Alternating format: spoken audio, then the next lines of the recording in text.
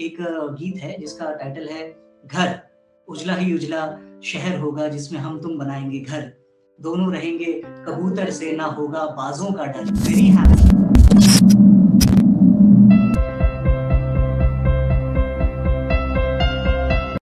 Soulmate? Well, it's like a best friend, but more. It's the one person in the world who knows you better than anyone else. It's someone who makes you a better person. Actually, they don't make you a better person, you do that yourself, because they inspire you. The soulmate is someone who you carry with you forever. It's the one person who knew you and accepted you and believed in you before anyone else did, or when no one else would. And no matter what happens, you'll always love them. Nothing can ever change that. Hi guys, I'm Sonali from I'm Sonali from Absolute Talks. Thank you so much for joining us today.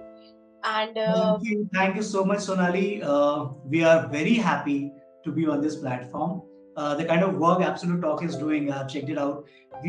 What I can say is we are in absolute love with Absolute Talks. So thank you for having us on this platform. It's really a pleasure to be here. Thank you so much. So Sunil, what do you do? So Sunil Upadhyay is my full name. I'm a real estate professional. I've been into real estate industry for last 10 years, around 11 years. And currently I am an executive director for a real estate MNC.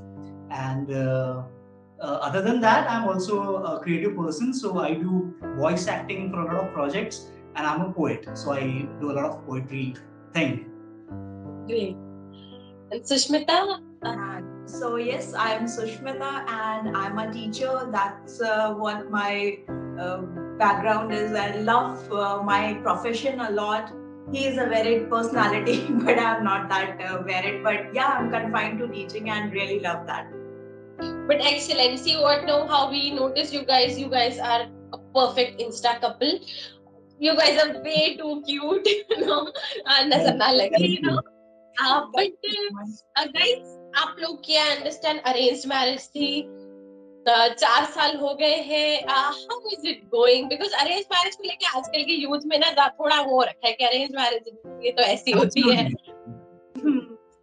ताने मिलते हैं, मतलब इन लोग तो ऐसा भी कहते हैं कि अरेंज मैरिज उनकी होती है जिनको शायद पार्टनर ऐसे रियल लाइफ में नहीं मिलते हैं, जिनकी रिलेशनशिप फेल हो जाती है, they go for arrange marriage. That's all a myth. So people who are happily living into arranged marriage setup, they only understand how it is.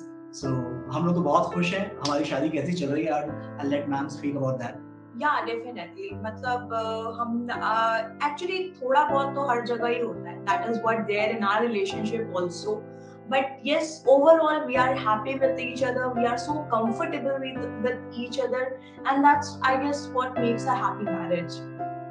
So the process has been really good. We built a friendship among each other, and उसको हमने मतलब इतने खूबसूरती से बना के रखा है ना कि जैसे आपने कहा कि आप इंस्टा पे देखते हैं कि we look like an Insta couple. We also have a YouTube channel wherein we do a lot of traveling thing. We upload a lot of traveling and poetry thing.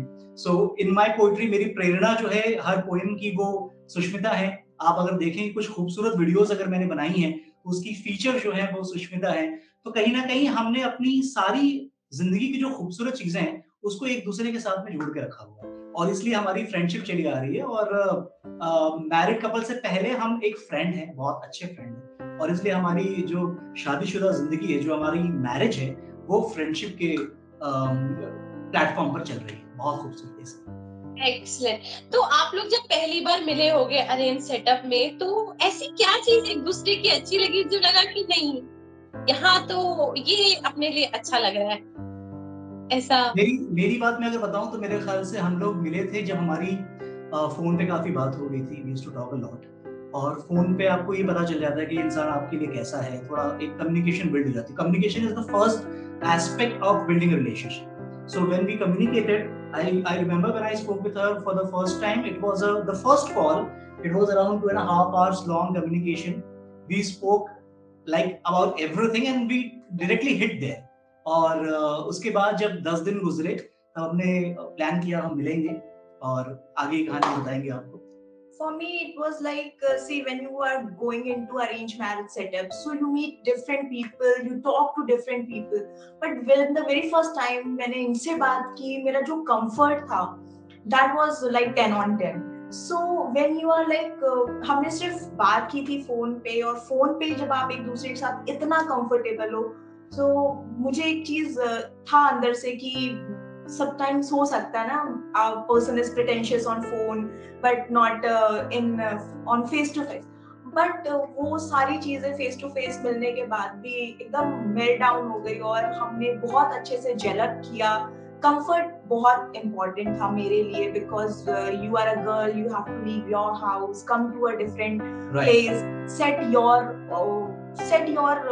Own small things. तो comfort बहुत important होता है, and that hit like something, it was bang on. मतलब comfort बहुत important था, और मुझे सबसे पहली चीज जो बात करके और मिल के लगी, that was comfort, and I was like I am ready. मैं यहाँ पे एक चीज ऐड करना चाहूंगा। हम लोगों के रिश्ते को जोड़ने में एक गीत है जिसको आप कविता भी कह सकते हैं, उसका बहुत बड़ा हाथ है। वो उस चीज से कैसे चीजें बिल्ड हुई मैं आपको एक्सप्लेन करता हूँ। पीयूष मिश्रा जी का एक गीत है जिसका टाइटल है घर, उजला ही उजला शहर होगा जिसमें हम तुम बनाएंगे घर, दोनों रहेंगे कबूतर से ना होगा बाजों का डर। वो गाना मैंने मतलब पहले कभी सुना था, लेकिन मैंने उस पर कभी ध्यान नहीं दिया।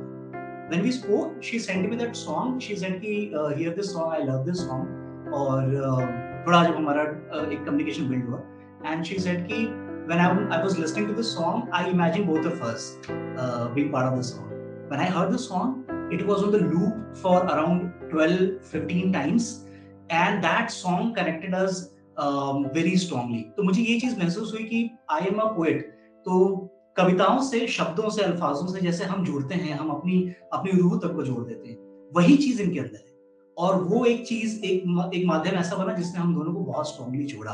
तब से लेके आज तक हमारे कुछ ऐसे फेवरेट गाने हैं, कुछ ऐसी कविताएं हैं, कुछ ऐसी चीजें हैं जिसमें हम दोनों बहुत जल्दी कनेक्ट होते हैं। और पीयूष मिश्रा जी का घर, ये जो सॉन्ग है, इसने हम लोगों के रिलेशनशिप को एक्सपांड किया।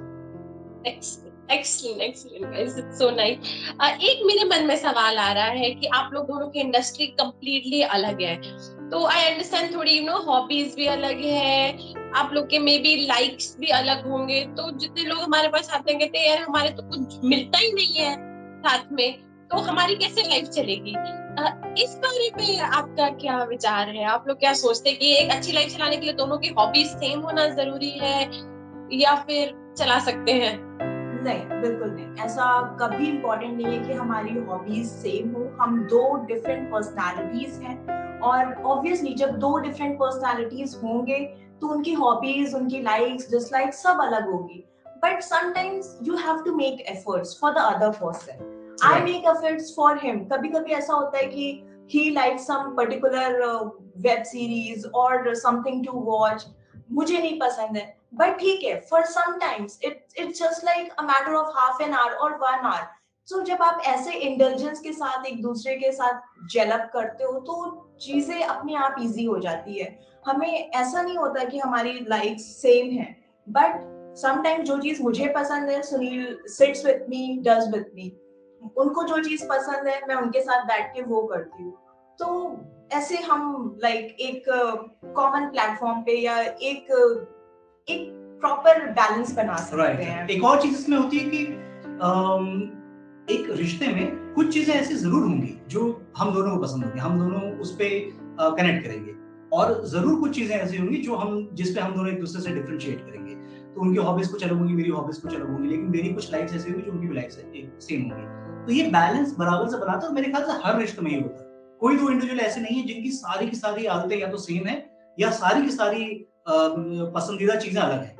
तो हर रिलेशनशिप में कुछ चीजें होंगी जो हम दोनों को पसंद होंगी, कुछ चीजें होंगी जो हम दोनों को नापसंद, अलग, हम दोनों को अलग अलग पसंद होंगी। तो इस तरह से बैलेंस बनता है। इनको दही में नमक पसंद है, मुझे दही में चीनी पसंद है, तो उस पर हम कभी लड़ते नहीं है, हम खुशी खुशी दो कटोरियां अलग करके अपने बना लेते हैं। तो इस तरह से बैलेंस बना रहता है रिश्ते में। He likes vada pav a lot. I love vada pav a lot, and she I don't like vada pav. Being in Mumbai, she doesn't like vada pav. So whenever I eat vada pav, I eat it alone.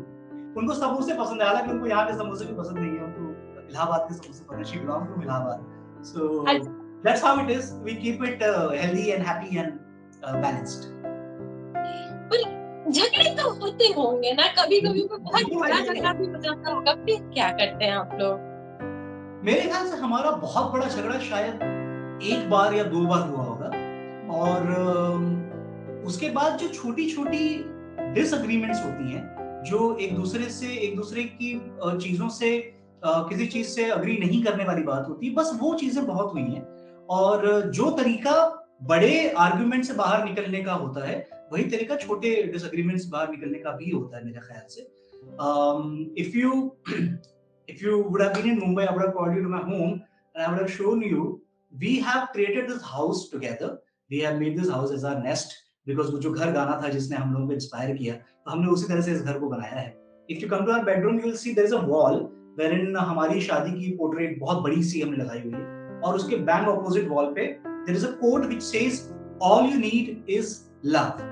So when we go back to the end of the day, we have that quote in front of our eyes, which makes us realize constantly, every single day, that other than the love, nothing is important. So वो एक चीज है जिससे हम लोग शायद इन तरह के आर्गुमेंट से बाहर आ जाते हैं। वो मेरा एक छोटा सा परसेप्शन है। She will tell you her perception about it. I think the first thing you should do is you should space out for some time. Yeah. Because जब आप फाइट करते हो तो आप एक जोन में होते हो where you want to put yourself as it's like I'm only right. He wants to say that I'm only right, or I'll say that I'm only right. तो उस समय पे हम अपने आप को सही प्रूव करने पे लगते हैं, which can lead to the bigger fights. तो अगर आप थोड़ा टाइम के लिए स्पेस आउट कर देते हो तो वो चीज हम रियलाइज भी कर लेते हैं कि अच्छा हमने क्या मिस्टेक करी, और फिर हम उसे कूल डाउन कर लेते हैं। देन सेकेंडली एक बहुत इंपॉर्टेंट चीज है, बहुत छोटी चीज है बट बहुत इंपॉर्टेंट है, दैट इज मैं इनको आप करके डेजिग्नेट करती हूँ। घर में भी मैं हमेशा आप करके बोलती हूँ, और मुझे लगता है दैट आप gives limit to your tongue, और जब आपके टंग पे एक लिमिट होती है ना, तो आप एक लिमिट क्रॉस नहीं करते हो। तो हमारी बड़ी फाइट्स होती है लेकिन हम कभी अगली फाइट्स में नहीं करते। Yes, हम हमारे टंग पे, मेरी टंग पे एक लिमिट होता है, हमारी टंग पे एक लिमिट होता है। हमें पता है कि हमें ठीक है फाइट करनी है, बट हमें अगली नहीं करना है उसको। So it's really important to have respect for each other. It's really important to have limit on your tongue, and that the small things will bring that limit. And yes, that makes the fight. Then I believe it's all about the maturity. If you are wanting to keep a limit to your tongue even in the ugly fights, that's the maturity. If you want to space out after the fight for some time and understand कि ठीक है अभी थोड़ा सा वक्त देते हैं, शायद चीजें ठीक हो जाएंगी, मन जब शांत हो जाता है, जब गुस्सा उतर जाता है, तब हमको रियलाइज होता है कि नहीं ठीक है, ये इतना जरूरी नहीं जितना जरूरी हमारा टुगेदरनेस है, रिस्पेक्ट है, प्यार है। तो ये सब मेच्योरिटी से आता है। If two people are mature, they will definitely have a strong relationship. Sunil, Sushmita, thank you so much, guys, for sharing this beautiful story of yours. And I'm hoping that this will inspire all our followers to just come up and own the relationship. सही बात है, respect है, judgment है, बहुत सारी चीजें हैं, but एक थोड़ा सा अपने आप में limit रखें तो सब सही हो जाएगा. Thank you so much. Thank you so much for joining us today. Thanks for your time, and thank you so much for having us on this platform. We are really happy and glad to be with you people on this platform. Thank you so much. I really enjoyed talking a lot. Thank you so much.